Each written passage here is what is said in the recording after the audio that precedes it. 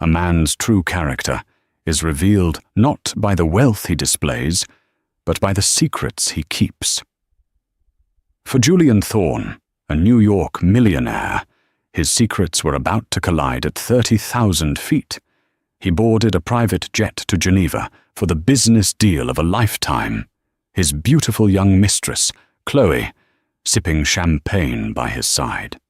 He believed he was flying toward a future of unlimited power, leaving his quiet, predictable wife, Amelia, behind in their Upper East Side apartment. What he didn't know was that his wife wasn't just at home.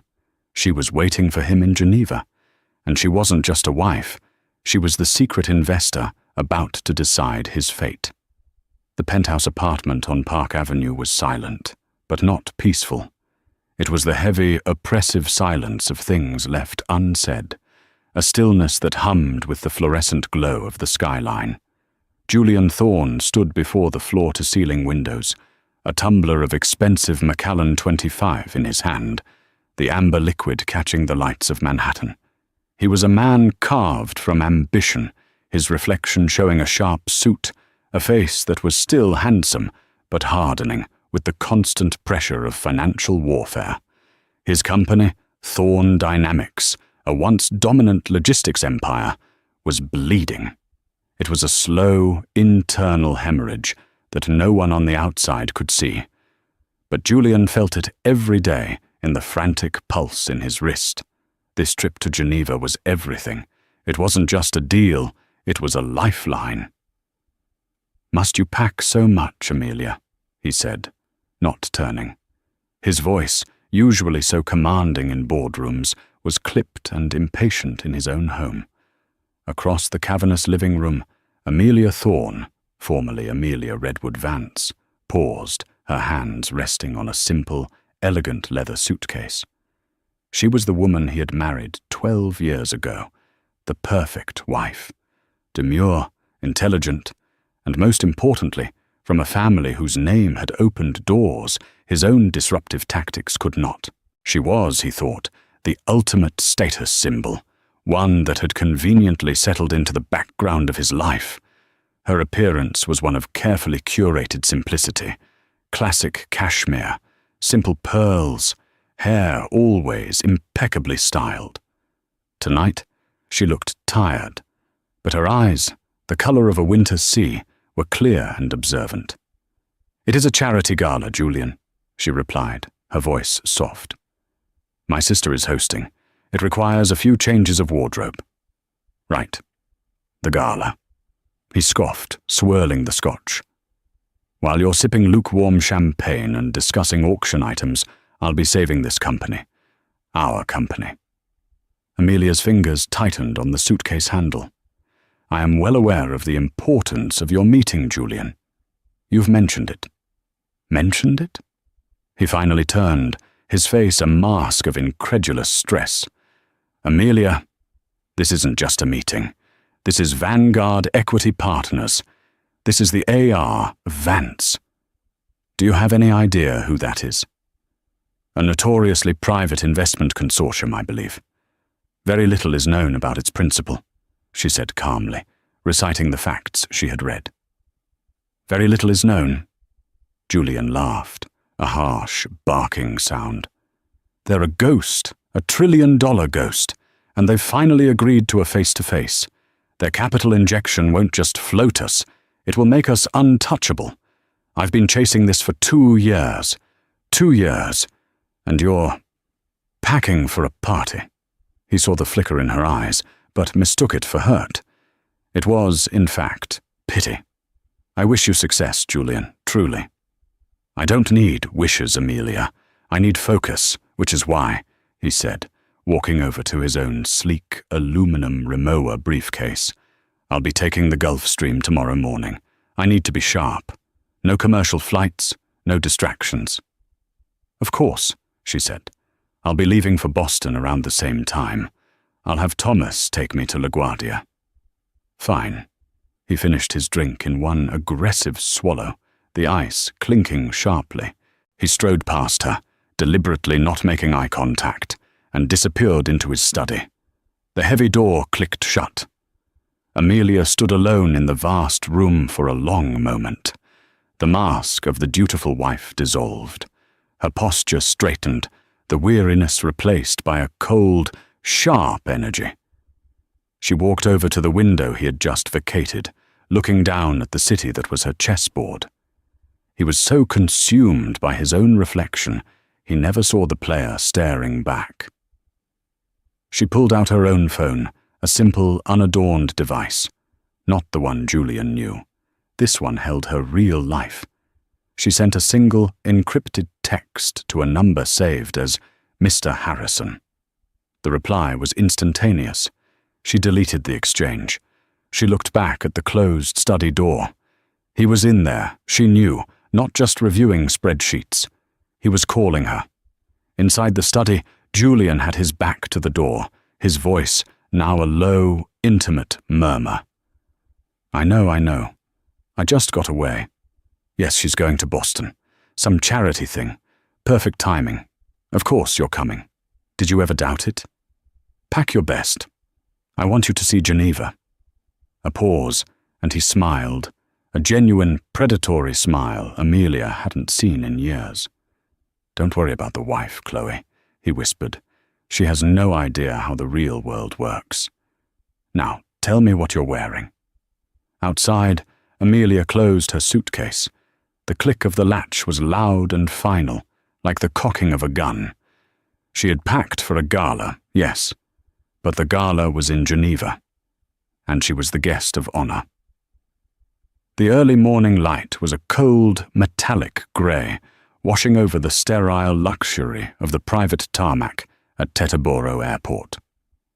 Julian Thorne, immaculate in a dark Loro Piana travel suit, stepped out of his black Escalade and onto the steps of the Gulfstream G150. He had given Amelia a perfunctory, cold kiss on the cheek hours earlier in their lobby, a pantomime of a goodbye for the doorman. He had felt the familiar, brief sting of guilt, followed by the immediate, intoxicating rush of freedom. He was escaping. "Good morning, Mr. Thorne," the pilot, a man named Peters, greeted him. "We are wheels up in 15. Flight path is clear to Geneva." "Excellent, Peters. We have one more passenger," Julian said, checking his Cartier watch. As if summoned, a red Ferrari screeched to a halt on the tarmac, a flagrant breach of protocol that Julian found, in this instance, amusing. The door opened, and Chloe Vance emerged. She was 24, a former intern in his marketing department, and possessed a beauty so vibrant it was almost violent. She wore white leather pants, a sheer blouse, and sunglasses that covered half her face, her blonde hair streaming behind her. She was the antithesis of Amelia, loud, demanding, and utterly, nakedly ambitious. "Julian, darling," she squealed, running to him and kissing him hard. "I thought you'd leave without me. This traffic was a nightmare." "I wouldn't dream of it," he murmured, his hand sliding down her back. He felt the familiar jolt of possession, the thrill of the taboo. Taking her on this trip was reckless, but it felt like a power move. It was a celebration of the success he was about to secure. "Is this it?" she said, looking up at the sleek jet. "It's nice. Is it new?" "It'll get us there," Julian said, guiding her up the steps. Inside, the cabin was a sea of cream leather and polished walnut. A flight attendant was already pouring champagne. Veuve Clicquot. "Thank God," Chloe breathed, sinking into a seat. "I cannot wait to get out of New York, and away from, well, you know." She made a vague gesture, dismissing his entire domestic life. "To Geneva," Julian said, clinking his glass with hers. "And to Vanguard." "To us," Chloe corrected, leaning in. "When this deal is done, Julian, you have to promise me. No more hiding. I am so tired of being your secret. I deserve to be seen." "When this deal closes," Julian said, the champagne and the altitude already making him feel invincible. "I can do anything. anything I want. He saw his future, a new dynamic life with Chloe, his company revitalized, the old Amelia surgically and cleanly removed. As their jet taxied and soared into the sky, banking east over the Atlantic, another far more discreet departure was taking place from LaGuardia. Amelia Thorne, in a simple but impeccably cut navy trouser suit, sat in the muted, anonymous comfort of a first-class commercial cabin. She had her laptop open, but the screen was angled away from her seatmate. She wasn't reviewing charity auction items. She was analyzing the final debt-to-equity ratios of Thorne Dynamics. Her phone, the other phone, vibrated. It was Mr. Harrison, her COO at Vanguard Equity Partners. Subject is airborne. Manifest confirmed 2 passengers, J. Thorne, C. Vance. Amelia's face remained impassive. Chloe Vance. He had actually brought her. He had brought the intern he'd been sleeping with for 8 months, the one he thought she knew nothing about, to the most important meeting of his life. The audacity was breathtaking. It was so Julian. She had known about Chloe for 6 of those 8 months. The private investigator's report had been clinical, thorough, and heartbreaking. But the heartbreak had cooled quickly, solidifying into something harder and more useful: resolve. Her marriage was a casualty. Her family's legacy was not. Julian believed she was Amelia Thorne, the quiet wife whose family money was a passive, abstract thing she barely understood. He had no idea that her father, Arthur Redwood Vance, had not just left her a fortune. He had left her an education. He had trained her since she was 16 to take over the real family business. Not the public-facing Redwood Foundation charity work, but the silent, powerful entity of Vanguard Equity Partners. ARV was not some unknown man. It was Amelia Redwood Vance. Julian had been frantically trying to get a meeting with A.R. Vance for 2 years, leveraging his connection to the Redwood family, never once imagining the Vance in the firm's name was his own wife's. He thought her maiden name was just Redwood. She had carefully, surgically, kept that part of her identity separate. "Another coffee, ma'am?" the flight attendant asked. "Please," Amelia said, offering a polite, distant smile. "And a bottle of water. I have a long day of meetings when we land." As Julian and Chloe dozed in their pressurized cabin, high on champagne and arrogance, Amelia worked. She cross-referenced the assets Julian had leveraged for his last-ditch loans. She saw the properties, the stock portfolios, the art. And she saw it. He had leveraged the deed to their Park Avenue penthouse. Not just his half, her half, too. He had forged her signature. She closed the laptop. The quiet hum of the Boeing's engines was the only sound. The fog of her sadness was gone, burned away by a clean, white-hot rage. He wasn't just trying to save his company. He was trying to gamble with her legacy. He was trying to pay for his mistress with her father's money. The pilot's voice crackled over the intercom, announcing their initial descent into Boston. It was a short, simple flight, a decoy.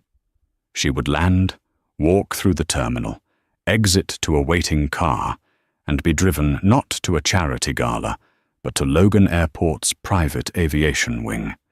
Her own jet, a faster, more advanced Bombardier Global 7500, registered to a Shell corporation in Delaware, was waiting. She would be in Geneva 6 hours before him. She would be rested, prepared, and waiting.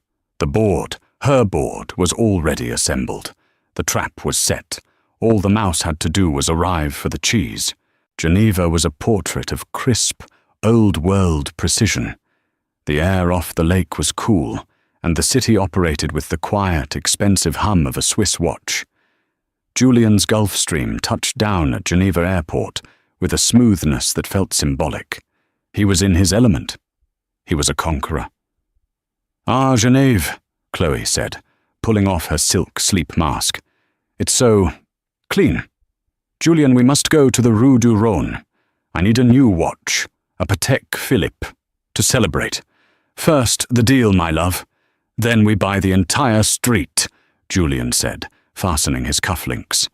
He felt the familiar thrill of the hunt. He had this.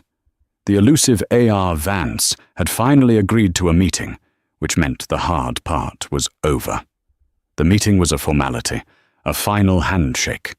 Vanguard needed a foothold in U.S. logistics, and he was handing it to them. A black Mercedes Maybach was waiting for them on the tarmac.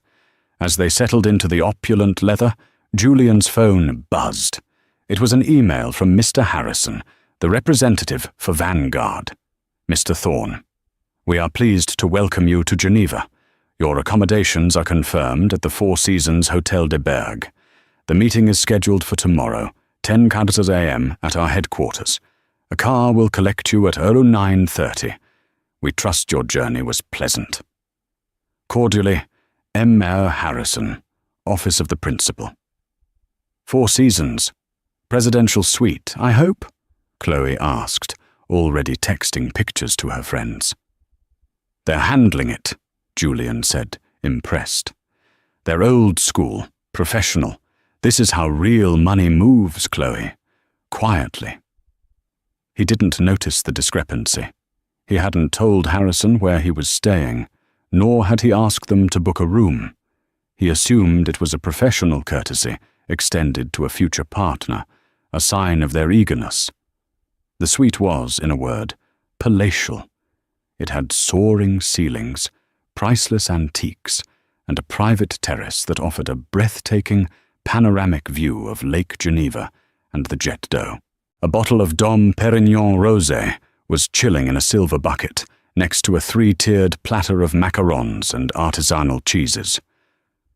"Now this is more like it," Chloe purred, dropping her fur coat on a Louis XV armchair. She ran to the terrace, throwing her arms wide. "I could get used to this. Imagine, Julian, our life. Parties here, weekends in Monaco, summers in the Hamptons. Focus, Chloe. I have to prep." Julian loosened his tie, but his eyes were on the champagne. He was already celebrating. "Oh, stop being so boring. You've basically already won," she said, popping the cork. The foam spilled over her hand. She licked it off seductively. "You're a king, Julian, and I'm going to be your queen. That poor, boring little wife of yours. What's her name?" "Amelia." "She probably thinks you're in some stuffy business hotel eating a club sandwich." Julian laughed, taking the glass from her. "She's probably picking out floral arrangements for her sister's sad little party. She has no concept of this world. Her family had money, sure, but they were academic, quiet. All that matters is that she stays in her lane." "And what's my lane?" Chloe asked, wrapping her arms around his neck. "Right here," he murmured, kissing her. "You're my reward." He spent the next few hours in a bubble of supreme confidence. He reviewed his pitch, a masterful presentation, full of bullish projections and strategic synergies. He practiced his answers to the tough questions he imagined this Vance character might ask. He felt sharp, powerful, and virile. Chloe ordered a small mountain of room service, took a bubble bath, and paraded around the suite in new lingerie she'd bought for the trip. As evening fell, they dined at Il Lago, the hotel's Michelin-starred restaurant. Julian spoke loudly about his company, his plans, his inevitable success. Chloe hung on his every word, her eyes sparkling with the reflection of his credit card's limitless potential. They were the perfect picture of new, brash, conquering money. Across the lake, in a different, more discreet wing of the same hotel, Amelia was finishing her own dinner. She was not in the presidential suite. She was in the Redwood suite, a private, unlisted residence reserved for the hotel's most powerful and anonymous guests. Guests who, like her family, had been patrons for generations. She ate a simple meal of grilled fish and vegetables, her table covered not in champagne bottles, but in legal documents. Mr. Harrison, a severe man in his late 50s with the quiet competence of a master chess player, sat opposite her. "The final audit is complete, Miss Vance," Harrison said, sliding a folder across the table. "He did it. He forged your signature on the Park Avenue mortgage agreement. He collateralized it against a bridge loan from a bank in the Cayman Islands. A bank, I might add, that we acquired 3 months ago." Amelia's expression did not change. She opened the folder and read the details. The forgery was clumsy, a desperate man's attempt to copy her flowing signature. "He's arrogant," she said, her voice a low, steady monotone. "He's always believed intelligence is measured in decibels. He thinks because I am quiet, I am stupid. He has also, against his company's bylaws, leveraged the employee pension fund to cover operational shortfalls for this quarter," Harrison added. That made her pause. "The pensions, his father's employees. He is drowning, and he is pulling everyone down with him." Amelia closed the folder. The illusion she had held of the man she married, the brilliant, driven, if sometimes ruthless man, was gone. In his place was a common criminal, a fool and a cheat. "And the other matter?" she asked, not looking up. "The guest," Harrison said, with a slight, distasteful frown. "Chloe Vance. She is with him in the presidential suite. Our staff at the front desk confirmed his check-in. He was loud." "Of course he was," Amelia said. She stood and walked to her own terrace. The view was the same as Julian's, but she saw it differently. He saw a prize. She saw a panorama of her responsibilities. "He brought her to the table," Amelia said, more to herself than to Harrison. "He brought his infidelity, his disrespect, into my world, my family's world." "How do you wish to proceed, Miss Vance?" Harrison asked. "We can have the hotel manager remove her. We can have her escorted to the airport." Amelia was silent for a long time, watching the pinpoint lights of the boats on the dark water. Julian and Chloe were probably back in their suite by now, wrapped up in their shared fantasy, laughing at the boring wife. "No," Amelia said, her voice cutting through the night air. "No, Mr. Harrison. Let her stay. Let her come with him tomorrow." Harrison looked surprised. "To the meeting?" "Miss Vance, that is highly irregular. It's a closed board meeting." "It is my board meeting," Amelia corrected him, turning around. Her eyes were like steel. "He wants to show her his new life? Fine. I want her to have a front row seat for the finale. Make security arrangements. I want her in that room.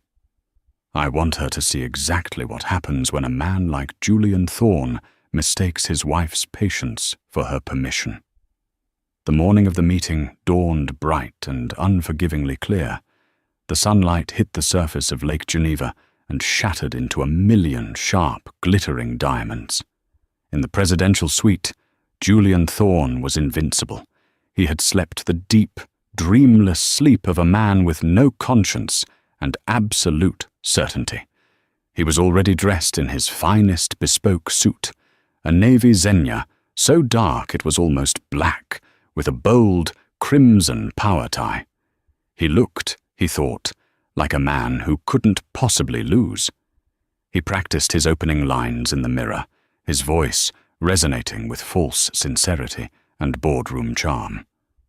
"Mr. Vance, gentlemen, what Thorne Dynamics represents isn't just logistics. It's the future, a streamlined, aggressive, forward-thinking paradigm." From the bedroom, Chloe emerged, yawning. She was wrapped in one of the hotel's plush bathrobes, her hair a mess. "Julian, are you still talking to yourself? You're going to be late, and my stomach is rumbling. This is the most important presentation of my life, Chloe. It has to be perfect." "It will be perfect," she said. coming up behind him and massaging his shoulders. "You're perfect. Now, I've been thinking." "Oh?" he said, distracted, adjusting a cufflink. "I'm coming with you." Julian froze. He turned to look at her. "What? Don't be ridiculous. This is a closed-door meeting with a $1 trillion investment firm. You can't just—" "Come along." Her face immediately crumpled, the pout emerging. "Why not? You said I was your partner. You said this was the start of our new life.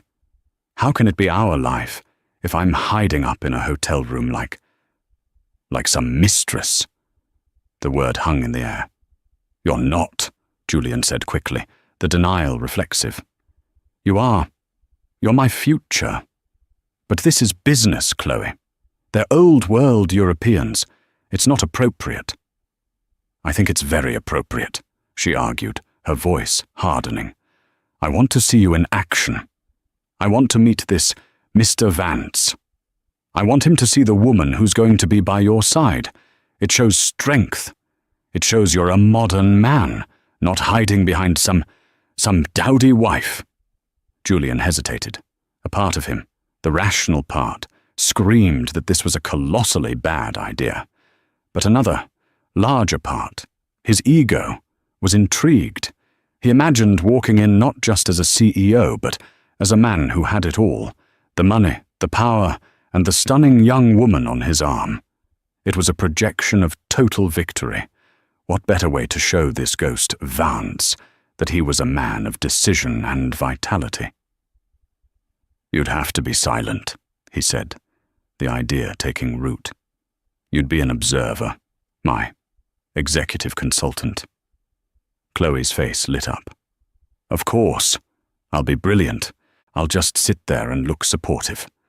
Now, what do I wear?" An hour later, they descended to the lobby. Chloe had chosen a vibrant, tight-fitting red dress that was more appropriate for a cocktail party than a 10 a.m. financial meeting. But Julian, blinded by his own arrogance, simply thought she looked spectacular. The Maybach was waiting. "Vanguard headquarters," Julian said to the driver, his voice booming with confidence. "Yes, Mr. Thorne, I know the way." As they pulled into the sleek, modern glass and steel building that served as Vanguard's anonymous European hub, Julian felt a final, glorious surge of adrenaline. This was it. The rest of his life was beginning. At that exact moment, 2 floors above them, Amelia was standing at the head of a long, imposing boardroom table. The room was vast, with one wall of glass overlooking the city and the lake. The other 3 walls were dark, polished mahogany. At the table sat her board, Mr. Harrison, 2 sharp-eyed lawyers, one from Zurich, one from New York, and her chief financial officer. They were all silent, their folders open. Amelia was unrecognizable as the Mrs. Thorne of Park Avenue. She wore a severe, custom-made suit of charcoal grey wool. Her hair was pulled back into a tight, intricate chignon. Her only jewellery was her father's watch and a pair of discreet diamond studs. She looked less like a wife and more like a general preparing for battle. "Security confirms they are in the elevator." "Both of them," Harrison said quietly, checking his tablet. "Good," Amelia said. Her voice was ice. "Miss Vance," the New York lawyer, a man named Bennett, interjected. "Are you absolutely certain about this? Theatrics are unpredictable. We can simply let Mr. Harrison handle the negation. Your presence isn't strictly required for the asset seizure."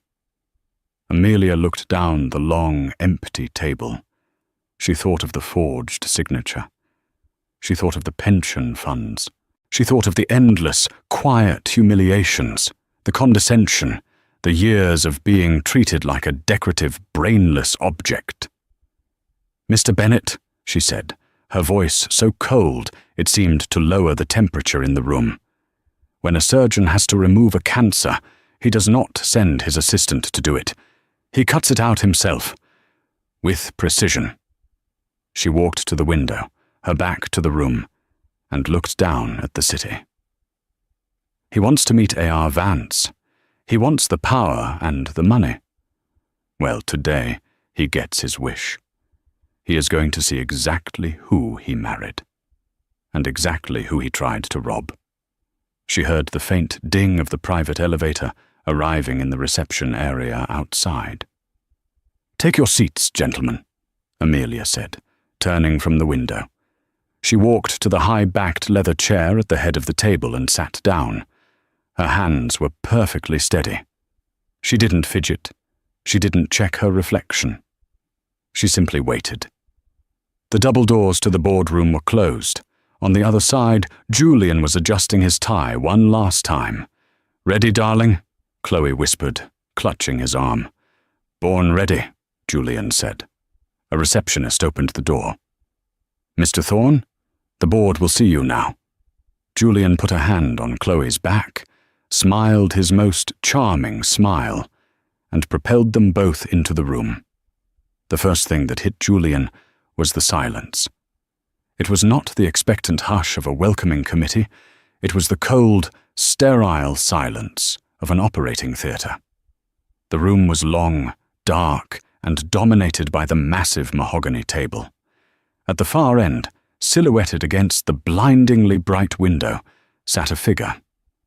Several other figures, all men in dark suits, flanked the table. "Mr. Vance, I presume?" Julian began, striding forward with his hand outstretched, his voice echoing slightly in the cavernous room. "Julian Thorne, it is an absolute honor to finally—" He stopped. He was halfway down the table, his hand still in the air, his smile frozen. Chloe, a step behind him, bumped into his back, her high heels clacking on the marble floor. "Oof, Julian, what?" The figure at the head of the table leaned forward slightly, moving out of the direct glare of the window. It was Amelia. Julian's brain simply refused to process the image. It was a system error, a blue screen of the mind. This was impossible. This was a hallucination. Amelia was in Boston. She was at a charity gala. She was Amelia. She was not here, in this suit, at the head of this table, staring at him with eyes he had never seen before, eyes as flat and cold as glacial ice. "Amelia?"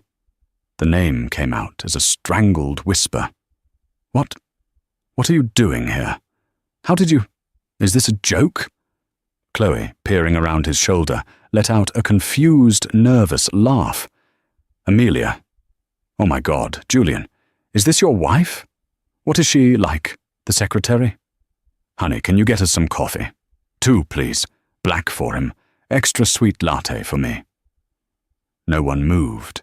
No one spoke. The men at the table, Harrison, Bennett, the others, looked at Chloe as if she were a piece of lint, then immediately dismissed her. Their focus was entirely on the 2 people at the ends of the table. Amelia looked past Julian, her gaze landing on Chloe for one dismissive second. She did not acknowledge the coffee order. She did not acknowledge Chloe's presence. Instead, she looked directly at her husband. "Mr. Thorne," she said, and the voice that came out was not the voice of his wife. It was a crisp, clear, boardroom contralto, amplified slightly by the room's acoustics. It was a voice of absolute, unquestioned authority. "Please take a seat. You too, Miss Vance. I believe you requested to be here." The use of her name hit Chloe like a slap. "How do you know my name?" Julian, his face draining of all color, finally found his legs. He stumbled into the chair opposite Harrison. "Amelia, explain this. Now." "Explanation?" Amelia raised a perfectly sculpted eyebrow. "I believe you are the one here to present a proposal, Mr. Thorne.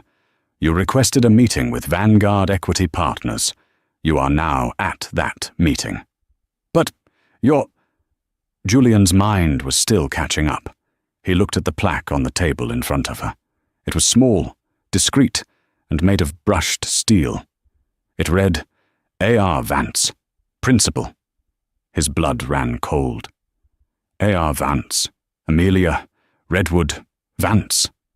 He said the name, his own wife's full maiden name, as if for the first time, the name he had never bothered to connect to the investment firm he was chasing.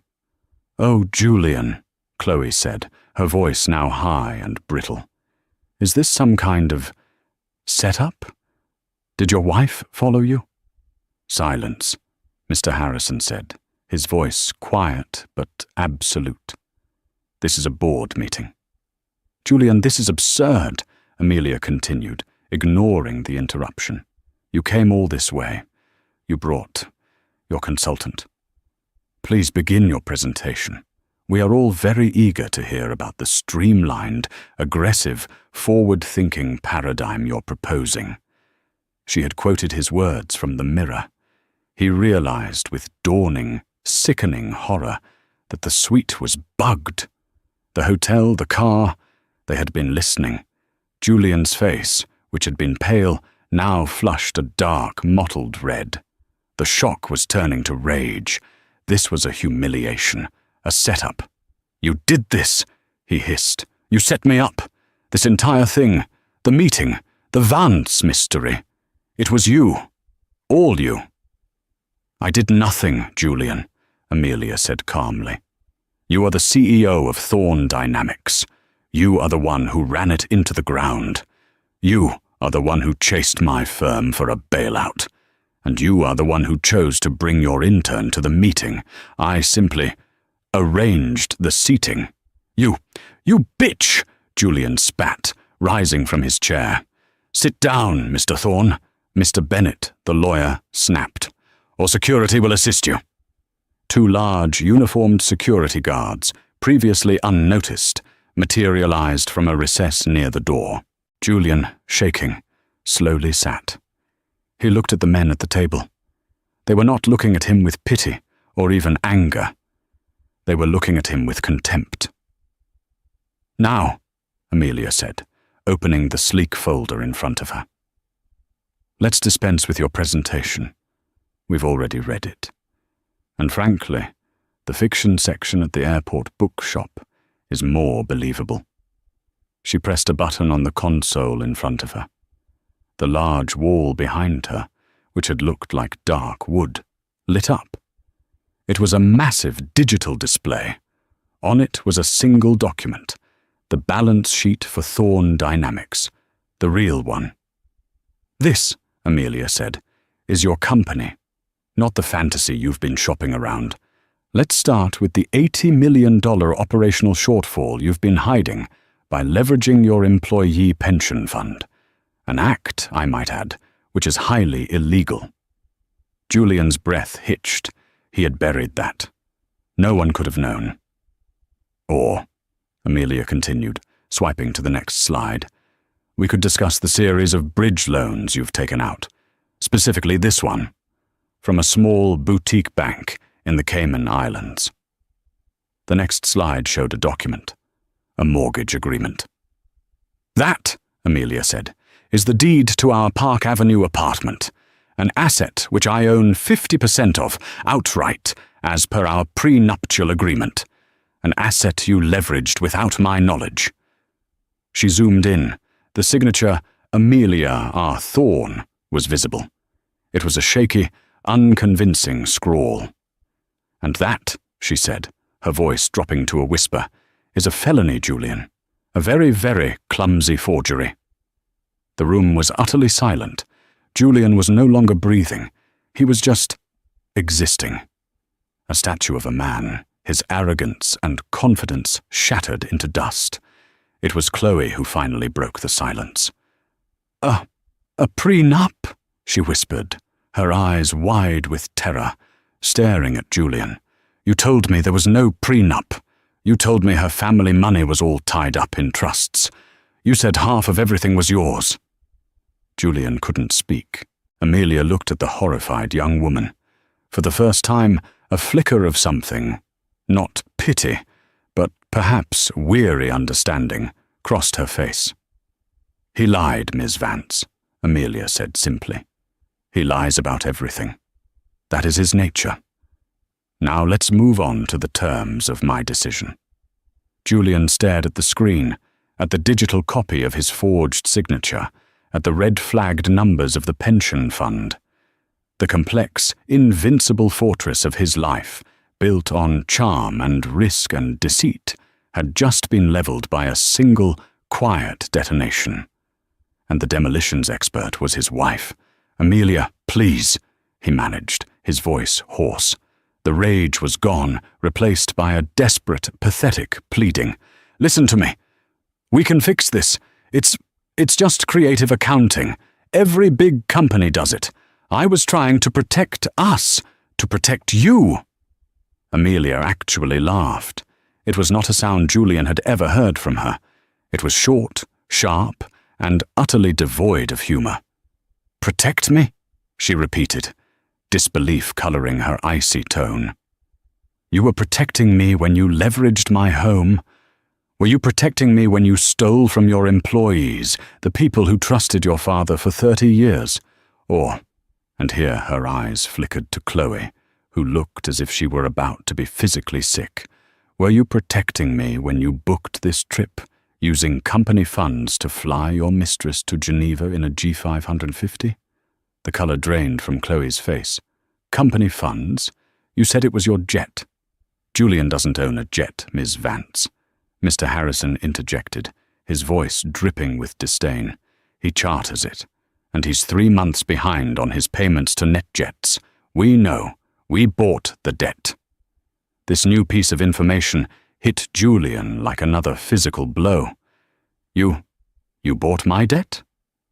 "We own all of your debt, Julian," Amelia said, standing up. She began to pace slowly in front of the window, a predator outlining the borders of her cage. "For the last 6 months, while you've been distracted, Vanguard has been quietly acquiring every piece of Thorn Dynamics' outstanding debt. The loan from the Caymans? That was us. The bonds you issued last quarter? Us. The lease on your corporate headquarters in Manhattan? We are your new landlord. You haven't been trying to get a meeting with a new investor, Julian. You've been unknowingly corresponding with your single largest creditor." Julian's world tilted. He wasn't here for a lifeline. He had been summoned for an execution. You can't," he stammered. "Why? Why would you do this? We're married." "Yes," Amelia said, stopping directly in front of him. She leaned down, placing her hands flat on the gleaming table. She was close enough that he could smell her perfume. It wasn't the light, floral scent she wore at home. This was something dark, expensive, and smoky. "We are married, and as your wife, I had a front row seat. I watched you become this hollow man, arrogant, dismissive, and sloppy. You thought I was a fool, Julian, a decoration. You thought I was just Amelia, the woman who hosts charities and picks out furniture." She turned and addressed the room. "But my father, Arthur Redwood Vance, did not raise a fool. He raised his successor. When he died, he left me in control of this firm. A firm you saw as a target, never once connecting it to the woman sleeping in your bed." She walked back to her chair. "So no, Mr. Thorne, Vanguard will not be investing $300 million to save your company. We will be calling in the $500 million in debt you already owe us, effective immediately." "No!" Julian shouted, leaping to his feet again. "You can't! That will bankrupt me. It will trigger every other clause. I'll be ruined." "You are already ruined, Julian," Amelia said flatly. "You did this to yourself." "But what about you?" he cried, grasping at straws. "Our assets, the prenup. Even with the prenup, you'll lose. The press. It will be a scandal." "Ah, the prenup," Mr. Bennett, the lawyer, said, finally speaking up. He slid a thick, leather-bound document across the table. "I have it right here. I drafted it myself, 12 years ago, at Mr. Redwood Vance's request. It's quite ironclad. It protects all of Ms. Vance's assets, all of Vanguard, and all inherited properties. But you are correct, Mr. Thorne. Your shared assets would normally be split." Julian nodded, a wild, desperate hope in his eyes. Yes, see? The apartment. The art. However, Bennett continued, if you'd kindly turn to page 14, section 8b, the infidelity clause. Julian's blood turned to ice. "An infidelity clause?" Chloe shrieked, her voice cracking. "You signed an infidelity clause?" "It's very specific," Bennett said, clearly enjoying himself. "It states that in the event of proven marital infidelity on Mr. Thorne's part, he forfeits any and all claim to shared assets, including but not limited to real estate, art, and liquid accounts. All claims revert to Miss Vance." "Proven?" Julian spat. "You can't prove anything." Amelia sighed. "Julian, please don't make this any more pathetic than it already is. Mr. Harrison." Harrison tapped a key. The main screen lit up again. This time it wasn't spreadsheets. It was a photograph. Julian and Chloe kissing outside a restaurant in Soho. Date stamped. The next slide, Julian and Chloe entering a hotel. The next, a clear shot of them on the tarmac at Teterboro, just yesterday.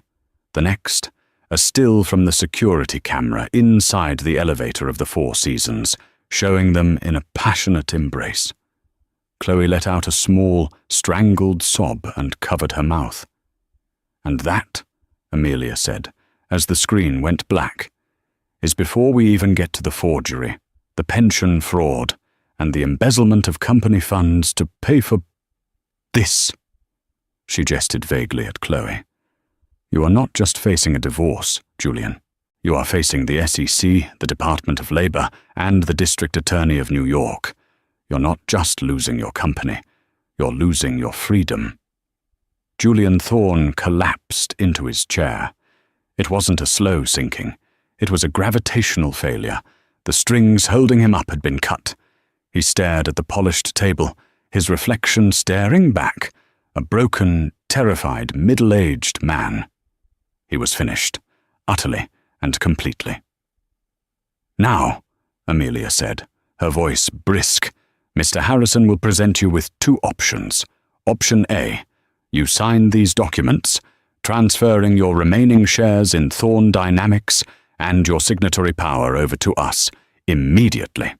You also sign these divorce papers, which cite irreconcilable differences, and you agree to the terms of the prenup. You walk out of here with nothing, literally nothing. But if you do that, Vanguard may choose to restructure the pension fund and make your employees whole, and we may choose to handle the forgery and embezzlement as an internal matter." "And option B," Julian whispered, his lips barely moving. "Option B," Amelia said, standing up. "You refuse, and I call the police. Right now. The choice is yours. You have 5 minutes." Amelia walked to the door, followed by her CFO. She paused, her hand on the handle. "Oh, and Julian." He looked up, his eyes vacant and dead. "The presidential suite was booked on my account, as was your jet. Your credit cards were all frozen an hour ago. So, however this ends, you'll need to find your own way home." She swept out of the room, leaving him alone with the lawyers, the security guards, and the weeping girl in the red dress.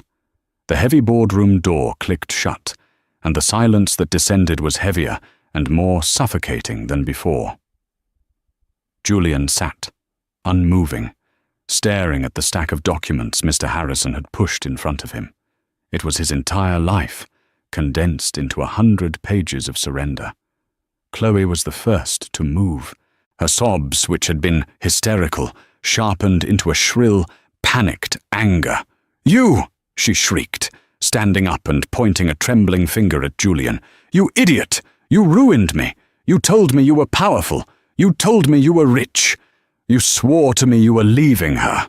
That I was going to be the new Mrs. Thorne!" Julian didn't even look at her. He was a hollowed-out shell. An infidelity clause? Pension fraud? Chloe was backing away toward the door, her eyes wide with the realization that she was tied to a sinking ship. No, a submarine that had already imploded. "You're a criminal. You lied to me. I'm a witness." "Miss Vance," Mr. Bennet said, his voice bored, "you are free to go. I'd advise you to find your own legal counsel, and as your credit cards are secondary to Mr. Thorne's accounts, I'd imagine they are also no longer functional." That hit her. My cards? I can't. How am I supposed to get back to New York?" "That is not our concern," Harrison said, tapping his pen. "Mr. Thorne, the clock is ticking." Chloe looked at Julian, her face a mask of pure, undiluted hatred. "I hate you, Julian Thorne. You're pathetic." She grabbed her purse, yanked open the boardroom door, and ran out, her heels echoing down the marble hallway. She was gone. The reward, the future, the queen, evaporated at the first sign of actual trouble. Now, it was just Julian.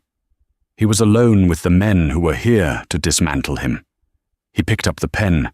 His hand was shaking so violently he could barely hold it. He thought of his father, the man who had built Thorne Dynamics from a single truck. He thought of the arrogance with which he had dismissed Amelia for 12 years, the sheer, blinding hubris. He had seen her as a soft, passive, background element to his dynamic life. He never realized he was just a noisy, temporary character in her story. She hadn't just checkmated him. She had revealed he was playing checkers while she was playing three-dimensional chess, a game she had already won before he even sat down. He signed the first page. The divorce settlement. He signed the next. The transfer of shares. He signed the next. The forfeiture of assets. Each signature felt like a pint of blood leaving his body. When he was done, he pushed the stack back. He was nothing. A man with a designer suit he no longer owned, and a watch he would have to sell. "Thank you for your cooperation, Mr. Thorne," Harrison said, professionally gathering the documents. "A car is waiting downstairs to take you to the airport. It will take you to the commercial terminal. We've booked you a one-way ticket, economy class, on Swiss Air, connecting through JFK. It leaves in 3 hours. Do not miss it." Julian stood up. His legs felt like lead. The security guards moved toward him. "I can walk," he muttered. He walked out of the boardroom. He didn't look back. The receptionist in the lobby didn't look up from her screen. He rode the elevator down, the mirrored walls showing him a stranger, a pale, defeated, terrified man. The illusion was gone, and the reality was unbearable. He stepped out of the sleek glass building into the bright Geneva sunlight. It felt like an assault. The waiting car was not a Maybach. It was a simple, dark sedan. He got in the back. As the car pulled away, he looked back at the Vanguard building, a monument to the power he had tried to swindle and lost. Upstairs in the Redwood suite, Amelia stood on her private terrace, a cup of tea in her hands. She watched the small sedan pull into traffic and disappear. She did not feel triumph. She did not feel joy. She felt a profound, hollowing relief. The cancer had been excised. It was over. Mr. Harrison entered the suite. "It is done, Miss Vance. He signed everything. The assets are secure. The SEC notification will be filed by our legal team within the hour, framing it as an internal restructuring and ousting of corrupt management. We will make the pension fund whole by tomorrow. The Thorne Dynamics brand is dead. We will rebrand the viable assets as Vanguard Logistics. And Mr. Thorne? He is on his way to the commercial airport. He will land in New York with nothing but the clothes on his back." "Good," Amelia said. She took a sip of her tea. "And Miss Vance?" Harrison permitted himself a small, dry smile. She was last seen at the concierge desk, attempting to sell her watch. Apparently, Patek Philippe has a strict no-buyback policy. She was irate. Amelia nodded, a small, messy loose end. Have our security team escort her to the airport as well. Buy her a one-way ticket to New York, in coach. See that she gets on the plane. Then she's no longer our concern. Very good, Miss Vance. Harrison paused. And you? Amelia looked out at the jet d'eau, a powerful, defiant plume of water shooting into the sky.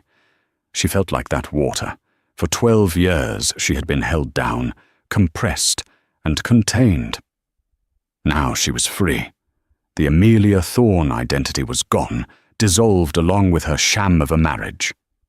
I am going to stay in Geneva for the week, said Amelia Redwood Vance. I have a company to run. The story of Julian Thorne is a brutal reminder that the most dangerous person is the one you underestimate. He saw his wife as a quiet accessory to his life, not as the architect of his downfall. He built his empire on ego and deceit, forgetting that true power, real power, doesn't need to be loud. It doesn't need to show off in a flashy jet or a red dress. Real power is patient, it's intelligent, and it waits for the perfect moment to strike. Julian lost everything, not because he was caught, but because he was arrogant enough to believe he was the smartest person in the room, never realizing he wasn't even on the guest list. What do you think? Was Amelia's revenge justified? Or was it a cold, calculated destruction? Could Julian ever have been redeemed?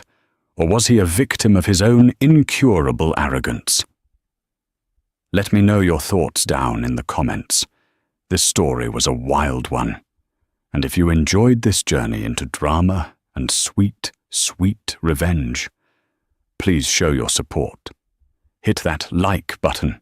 Share this video with a friend who loves a good story, and most importantly, subscribe to the channel for more tales of secrets, lies, and the powerful truths that always come to light. Thank you for listening.